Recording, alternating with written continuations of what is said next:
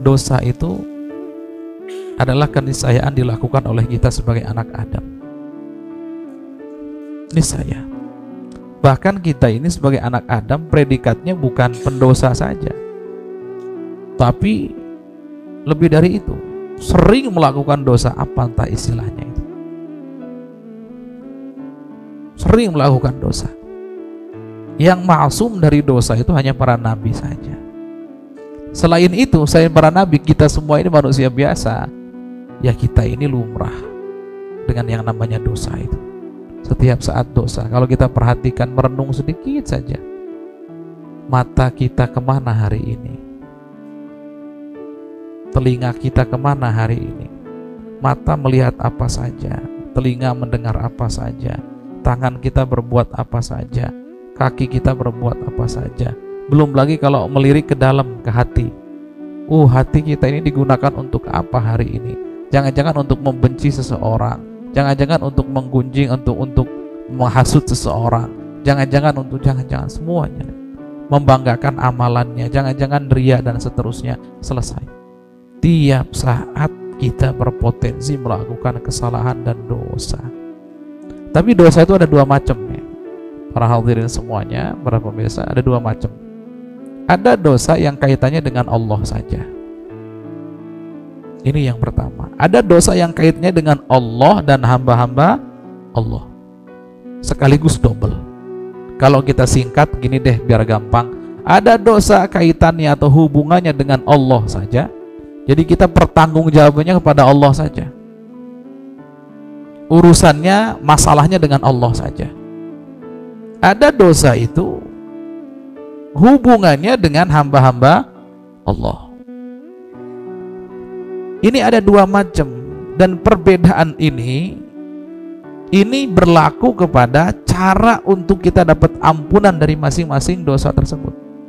Beda cara kita taubat dari dosa yang berkaitan atau berhubungan dengan Allah saja, dan cara taubat kita dari dosa yang berhubungan dengan hamba-hamba Allah. Beda.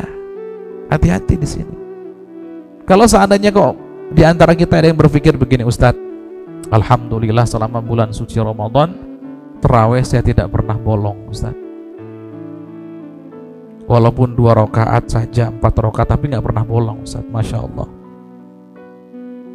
Kemudian sholat jamaah tidak pernah tinggal, Ustaz.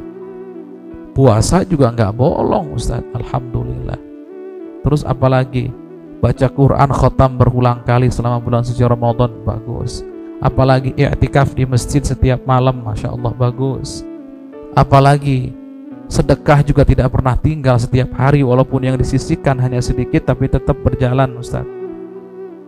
Ustaz, bukankah dengan amalan-amalan tersebut dosa kita berpotensi diampuni oleh Allah? Bukankah dengan amal soleh yang kita lakukan dosa bisa digugurkan oleh Allah? Bukankah dengan sholat kita dosa kita bisa gugur, dengan puasa kita dosa kita bisa gugur, dengan ngaji baca Quran kita dosa kita bisa gugur, hadir majlis taklim dosa kita juga bisa gugur? Bukankah begitu, Ustaz?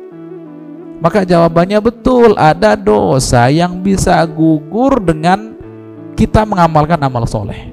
Kapan kita beramal soleh, maka dosa-dosa tersebut akan digugurkan oleh Allah. Itu benar. Tapi jawabannya ingat, tidak setiap dosa gugur dengan amal soleh. Ini permasalahannya. Ada dosa kecil disebutnya, walaupun tidak pantas dosa disebut kecil karena khawatir mengentengkan. Para ulama mengatakan sebetulnya perbedaan antara dosa kecil dengan dosa besar itu dalam cara taubatnya. Bukan agar kita mengentengkan dosa kecil kemudian menganggap dosa besar, tidak. Na'udzubillah, seperti itu. Dosa sekecil apapun cukup mengantar kita ke neraka jahanam, cukup itu. Maka tidak boleh diremehkan. Awas, pembagian yang dilakukan oleh para ulama, ada dosa kecil, dosa besar, ini agar kita tahu cara taubatnya. Karena beda. Nah, dosa yang disebut atau dikategorikan dosa kecil tersebutlah yang kalau kita beramal soleh maka dia akan gugur. Contoh, Ini ada bapak-bapak pergi ke pasar, katanya sih jogging, pergi ke pasar, melihat aurat yang diharamkan di pasar sana.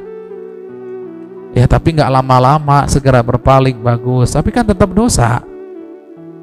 Selama itu sengaja. Subhanallah, sang bapak tahu bahwa ada hadis wa'at bi sayyi'atal hasanata tamhuha, ikutkanlah keburukan dengan kebaikan. Artinya setelah melakukan keburukan segera berbuat baik, maka akan dihapus itu keburukan. Segera sang bapak tadi itu pergi ke masjid, ke musola, ambil air wudhu, sholat 2 rakaat, gugur dosanya. Betul, karena termasuk dosa kecil. Karena dulu ada seorang sahabat datang pada baginda Nabi mengeluhkan bahwa ya Rasulullah, aku telah berbuat maksiat. Maksiatnya saat itu adalah menyentuh yang bukan mahramnya. Kelasnya sahabat, lihat, datang dengan penuh penyesalan pada baginda Nabi. Bagaimana dengan aku ya Rasulullah? Datang waktu sholat, waktu itu diajak sholat oleh baginda Nabi, selesai sholat masih bertanya itu sahabat, bagaimana dengan aku ya Rasulullah?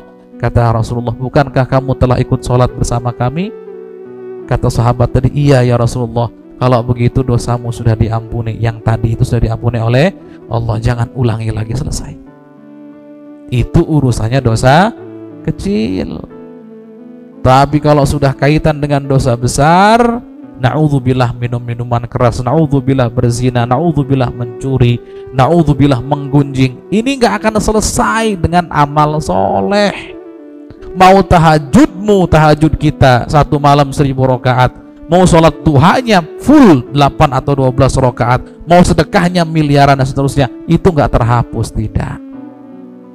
Betul, Imam Nawawi dalam syarah Sahih Muslimnya beliau mengatakan bahwa kalau dosa kecilnya habis, dosa besarnya akan terkikis. Betul, itu kalau dosa kecilnya habis. Tapi model kita yang punya gadget, setiap saat ngelihat gadget iklan, Masya Allah, mau belanja nih bapak-bapak nih pakai aplikasi apa itu namanya itu, pokoknya yang online begitu, yang dicari sendal, yang muncul